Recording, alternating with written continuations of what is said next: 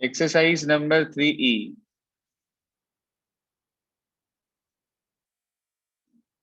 Question number 46 to 58.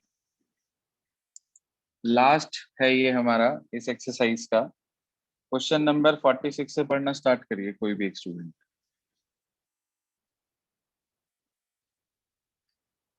Read this question, please.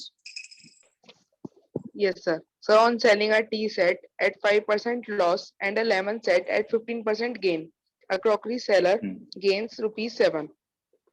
अच्छा, he sells एक चीज पे लॉस हुआ और एक चीज पे प्रॉफिट हुआ, लेकिन नेट वो कह रहा है कि उसको प्रॉफिट हुआ। इसका मतलब प्रॉफिट ज्यादा रहा होगा या लॉस ज्यादा रहा होगा? Profit profit. जब प्रॉफिट ज्यादा होगा तभी तो नेट प्रॉफिट होगा। मान लीजिए आपको एक चीज पर 50 रुपए का प्रॉफिट हो रहा है और दूसरी किसी चीज पर आपको 30 रुपए का लॉस हो रहा है, तो आपको नेट क्या हो रहा है? Sir profit. प्रॉफिट कितने रुपए का प्रॉफिट हुआ इस वाली ट्रांजैक्शन पे? सर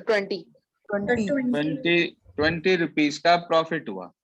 अच्छा, अगर मान लीजिए पहले पे 50 रुपए का प्रॉफिट होता और दूसरे पे 30 रुपए का प्रॉफिट होता, तो क्या होता? तब भी प्रॉफिट होता। इस केस में तो आपने ऐड कर दिया क्योंकि दोनों प्रॉफिट थे, और उस केस में आपने एक को ऐड कर दिया, प्लस मतलब सब्ट्रैक्ट कर दिया ज्यादा वाले में से कम वाले को। तो दो चीज हमारे पास हैं, क्या क्या है वो दो? टी सेट और lemon set. Yes sir. Let CP of, पहले किसका नाम आया क्वेश्चन में? Tea set. Let CP of tea set equals to ₹X. Let CP of lemon set ₹Y. According to question बताओ भाई, पहले केस में कितना किस पे प्रॉफिट है, कितना किस पे लॉस है? टी सेट पे 5% लॉस।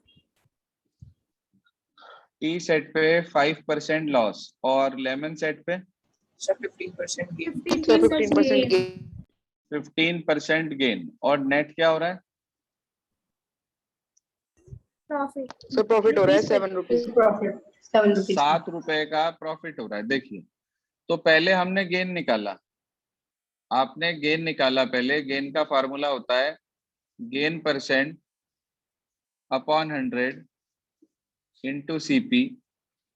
फिर आपने लॉस निकाला, 5% का लॉस हो रहा है टी सेट पे, तो -5% ऑफ कितना x इक्वल्स टू 7 रुपए का नेट गेन हो रहा है।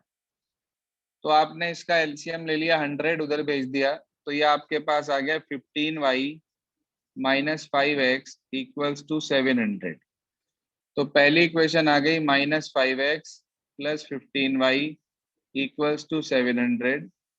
5 से चाहो तो डिवाइड कर लो इसे पूरे को, चाहे यहीं छोड़ दो, आपकी मर्जी है। ठीक है जी, ये पहली इक्वेशन आपके पास बन गई। दूसरे केस में क्या कह रहा है? टी सेट पे कितना क्या है? 5% प्रॉफिट। सर 5% गेन एंड 5% का गेन है, तो 5/100 इंटू एक्स टी सेट पे, और लेमन सेट पे 10%। 10% का गेन ही है। Yes sir.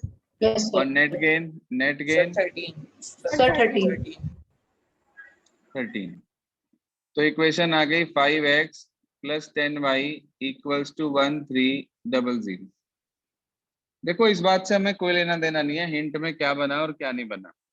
आप इन दोनों को सॉल्व करके देख लो, आपको परफेक्ट आंसर मिल रहा है या नहीं मिल रहा है, उससे आपको पता चल जाएगा कि आपका ठीक है या गलत है।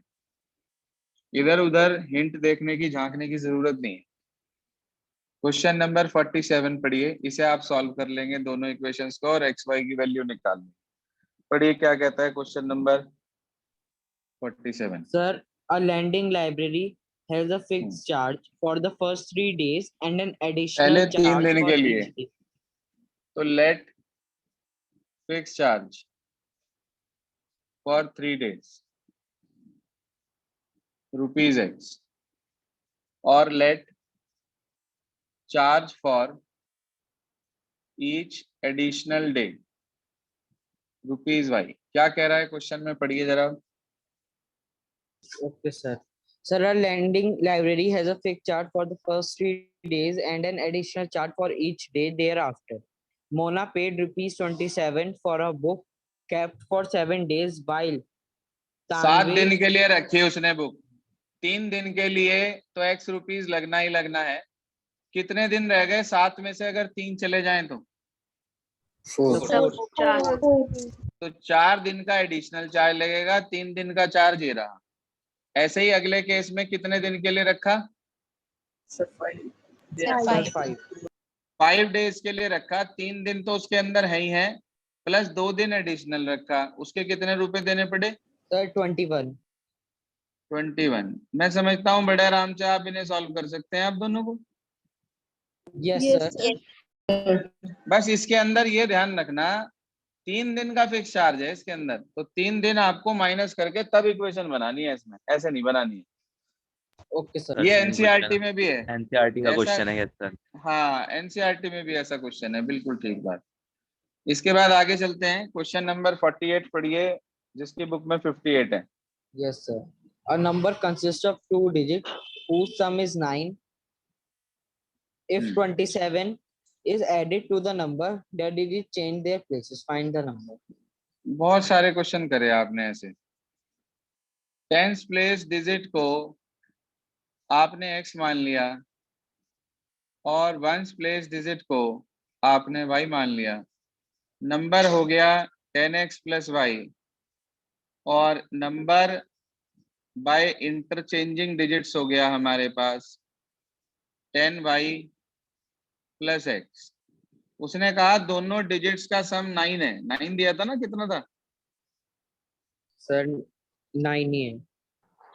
फिर उसने कहा if 27 is added to the number, अगर नंबर में 27 ऐड कर दें तो डिजिट्स अपना प्लेस इंटरचेंज कर लेती हैं, यानी कि 10y प्लस x हो गया, इसे इधर ला के माइनस कर दो, 9x minus 9y equals to minus 27, 9 से डिवाइड कर दो, दूसरी इक्वेशन बन गई x minus y equals to minus 3। बस आप इजीली इन दोनों को सॉल्व करके एक्स वाई निकाल लेंगे, उसकी वैल्यू यहाँ पुट कर देना, आपको नंबर मिल जाएगा। कर लेंगे सॉल्व। Yes sir.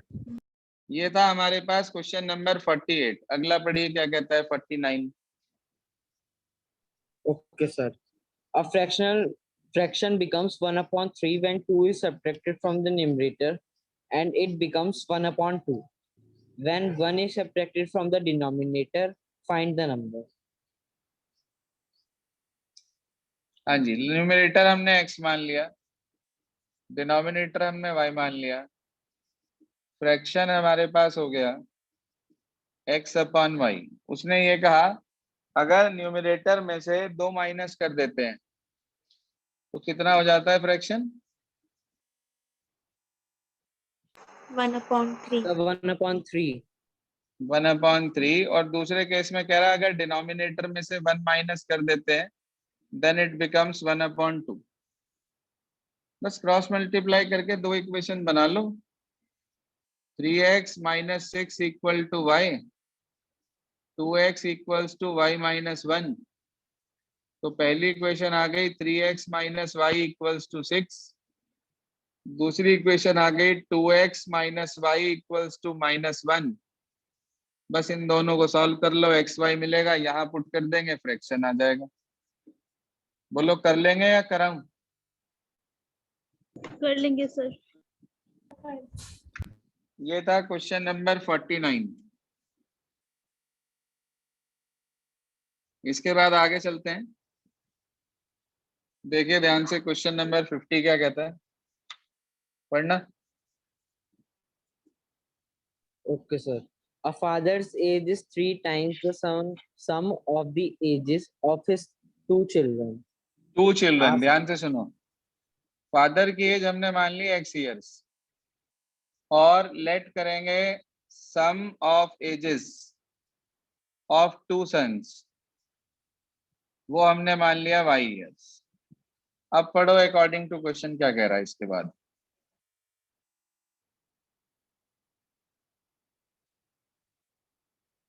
पढ़िए। Yes, sir. After 5 years, his age will be 2 times the sum of their ages. Find the present age of the father. पूरा पढ़ो, दोबारा से अधूरा पढ़ा आपने। Okay, sir. A father's age is 3 times the sum of the ages of his 2 children. हाँ After जी, 5 years. Father की as अपने दोनों बेटे की सम के एजेस का 3 टाइम्स है, तो x इक्वल टू 3y हो गया पहली इक्वेशन। आफ्टर 5 इयर्स कह रहा है, तो 5 इयर्स लेटर। बताओ भाई 5 साल बाद फादर की एज क्या होगी? x plus 5 x plus 5 years. और सम ऑफ एजेस ऑफ 2 सन्स। बस यहाँ थोड़ा सा फंडामेंटल है, 2 बच्चों की एज का समय है भाई, तो 5 साल बाद पहला बच्चा भी 5 बढ़ेगा, दूसरा बच्चा भी 5 बढ़ेगा, तो इस टोटल के अंदर कितना प्लस होगा?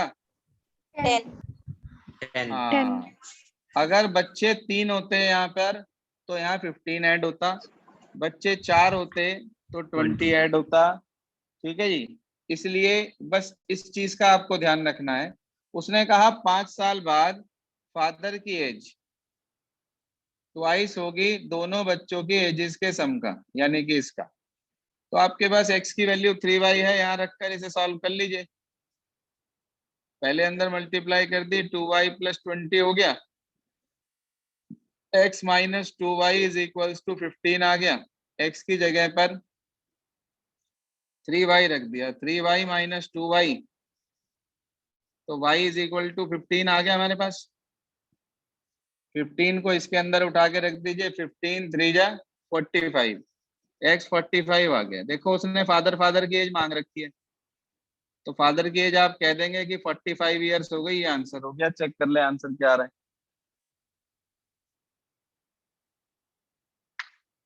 चेक कर ले आंसर प्लीज।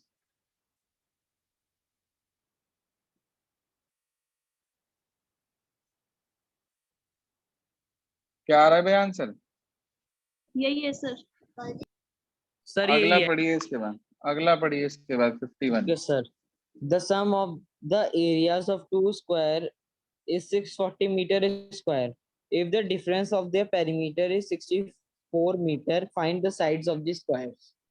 देखो जी, हमने मान लिया let side of larger square be x और let side of smaller square be y। उसने कहा दोनों के एरियाज का सम। स्क्वायर के एरिया का क्या फार्मूला होता है? Sir side square. Side square. तो X square plus Y square 640 आ गया हमारे पास। दूसरी कंडीशन में क्या कहा था उसने? The difference of Sir, if the difference of their perimeter is 64 meter, find the sides of the square. Perimeter का फार्मूला होता है 4 इंटू साइड, तो 4x minus 4y equals to 64 हो गया। हाँ भाई, पेरीमीटर का फार्मूला होता है 4x, 4 into Yes, side. Yes sir.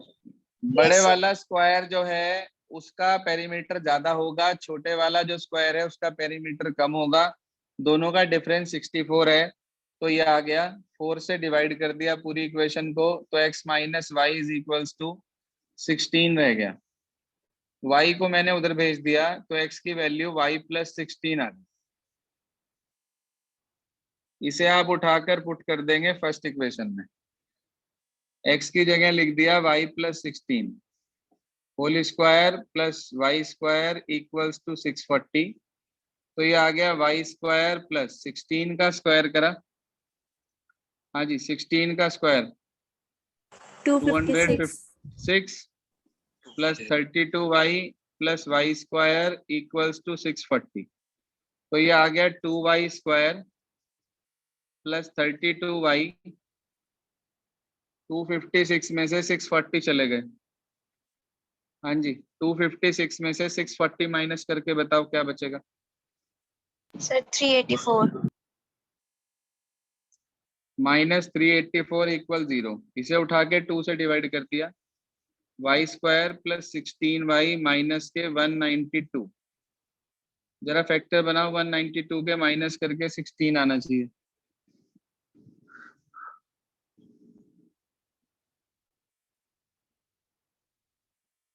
Minus करके 16 आना चाहिए।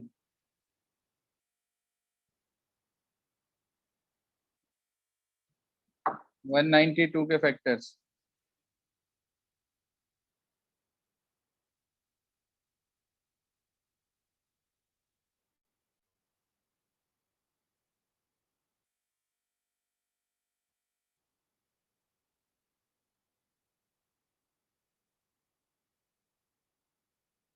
कितना आया?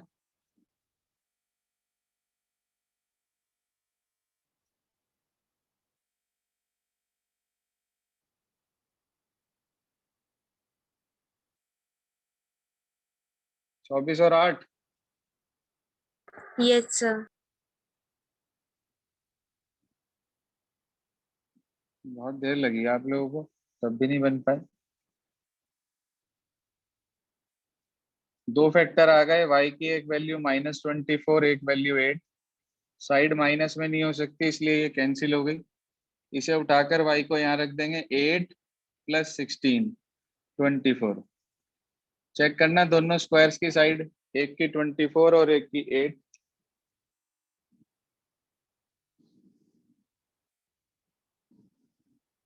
हाँ जी, चेक करना जरा। सर यही है। देखना सर, यही है। इससे अगला जो क्वेश्चन है हमारे पास, वो सेम टू सेम है क्या? बिल्कुल नए वाली Yes, बुक में जो sir. है। Yes, sir. अब इसके बाद जो क्वेश्चन हमारे पास है, अगला पढ़ना क्या है, वही है क्या? केमिस्ट वाला क्वेश्चन आ गया क्या अब हमारा? Yes, Yes, sir. sir. Chemist, Yes, sir. welder और सब वही आ चलिए, गया। 53 नंबर का क्वेश्चन है नई बुक में, और पुरानी बुक के अंदर ये क्वेश्चन नंबर है 48। कह रहा है केमिस्ट के पास एक सॉल्यूशन है 50% एसिड का, दूसरा है 25% एसिड का। वो कह रहा है कितना सॉल्यूशन हम उसके अंदर डालें कि वो 10 लीटर का 40% एसिड सॉल्यूशन हो जाए। हमें नहीं पता भाई, हमें नहीं पता कौन सा कितना लेना है। हमने मान लिया लेट 50% एसिड वाला तो लिया x लीटर्स, और लेट 25% एसिड वाला हमने लिया y लीटर्स। दोनों के लीटर मिला के वो यूं कह रहा है 10 लीटर का सॉल्यूशन बनना चाहिए। देखना पहली इक्वेशन समझ में आ गई क्या? Yes sir. Yes, sir. इसमें तो कुछ है ही नहीं। अगली जो बनेगी ना, वो क्वांटिटी ऑफ एसिड पे बनेगी। 50% एसिड है, इसका क्या मतलब है? 50% एसिड का क्या मतलब है कि जितना लीटर है उसका 50% उसमें एसिड है। तो क्वांटिटी ऑफ एसिड पे बना रहा हूं, ध्यान देना। 50% ऑफ x, फिर मैंने लिया 25% ऑफ y, और मेरे पास निकला 40% ऑफ 10। यही तो हुआ। क्वेश्चन चेक कर लो आप भाई। हमने 50% और 25% वाले एसिड का x और y लीटर मिलाया, तो मुझे 40% एसिड का 10 लीटर सॉल्यूशन मिल गया। तो यही तो मतलब हुआ इसका। Yes sir. परसेंटेज हटाएंगे, अपॉन में 100 आएगा। वो 100 तीनों में होगा तो कट जाएगा, सिर्फ बचेगा क्या? 50x + 25y = 400। 25 से डिवाइड हो रही पूरी इक्वेशन, डिवाइड बाय 25 कर दो, तो 2x + y = 2। ये कितने पे गया? 25 बन जा 25, बच गया 150 और 16। देखो, दो सीधी सादी इक्वेशन बन गई, सॉल्व कर सकते हैं। Yes sir. Yes, sir. अच्छा, यहाँ परसेंटेज था, परसेंटेज हटाते हैं तो अपॉन में 100 आता है, क्योंकि परसेंटेज 100 में से निकलती है। अब जो Yes, sir. अगला क्वेश्चन है ना, गोल्ड बार वाला, अगला समझो। कह रहा है एक ज्वेलर है, उसके पास गोल्ड बार है, एक 18 कैरेट गोल्ड की, एक 12 कैरेट गोल्ड की। कोई जानता है प्योर गोल्ड कितने कैरेट का होता है? सर 24 24। Sir, 24 carat. 24, शाबाश, बिल्कुल ठीक, 24। तो वो कह रहा है 120 ग्राम गोल्ड की एक कैरेट गोल्ड बार बनानी है, 16 कैरेट गोल्ड होना चाहिए उसमें। तो कोई बात नहीं, बिल्कुल ऐसे ही लेके चलेंगे आप। भाई आपके पास 2 गोल्ड बार हैं, एक 18 कैरेट है, एक 12 कैरेट है। तो 18 वाले की तो हमने ले लिया x ग्राम, 12 वाले की हमने ले लिया y ग्राम, दोनों को मिलाकर 120 ग्राम। और 18 कैरेट मतलब 18/24 इंटू एक्स, 12/24 इंटू वाई, और 16 कैरेट ये है तो 16/24 इंटू 120, ये 24 काट देंगे, दूसरी इक्वेशन तैयार हो जाएगी। सॉल्व कर लेंगे।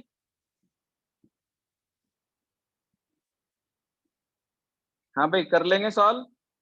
Yes sir. अब मैं समझता हूँ आगे के सारे हो जाएंगे, यही प्रॉब्लम वाले क्वेश्चंस हैं। अगला भी क्वेश्चन 50 जो अगला है इसके बाद, वो बिल्कुल इसी पर मिलता जुलता है। तो बचे हुए क्वेश्चंस आप लोग ट्राई कर लेंगे, कोई रह जाएगा तो वो हम बाद में ले लेंगे उसे।